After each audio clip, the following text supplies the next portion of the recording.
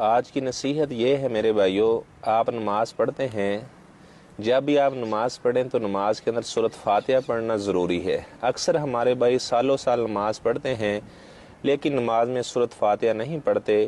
میرے بھائیوں، چاہے امام ہے وہ بھی سورۃ فاتحہ پڑھے گا، ضروری ہے۔ امام کے پیچھے نماز پڑھنے والا مقتدی ہے، اس کے لیے بھی سورۃ فاتحہ پڑھنا ضروری ہے، اور جو اکیلا نماز پڑھنے والا ہے اس کے لیے بھی سورۃ فاتحہ پڑھنا ضروری ہے، کیونکہ آپ صلی اللہ علیہ وسلم کا فرمان ہے لا صلاۃ لمن لم یقرأ بفاتحۃ الکتاب۔ قرآن کے بعد صحیح بخاری شریف سب سے معتبر ترین کتاب ہے، اس کی روایت ہے اس آدمی کی کوئی نماز نہیں جو نماز میں سورۃ فاتحہ نہیں پڑھتا۔ امام نہ پڑھے اس کی نماز نہیں ہے، مقتدی نہ پڑھے اس کی نماز نہیں ہے۔ اگر اسی طرح جو اکیلا نماز پڑھنے والا ہے وہ سورۃ فاتحہ نہ پڑھے تو اس کی نماز نہیں ہے۔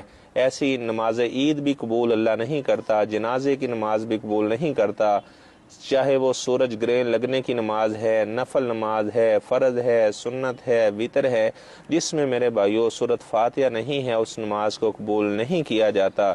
جس طرح لا ریب فیہ یہ لا ہے، اسی طرح لا صلاۃ یہ والا لا ہے کہ اس آدمی کی کوئی نماز نہیں، بالکل قبول نہیں کی جاتی۔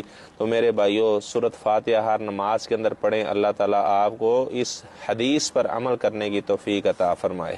وَقُلْ جَاءَ الْحَقُّ وَزَهَقَ الْبَاطِلُ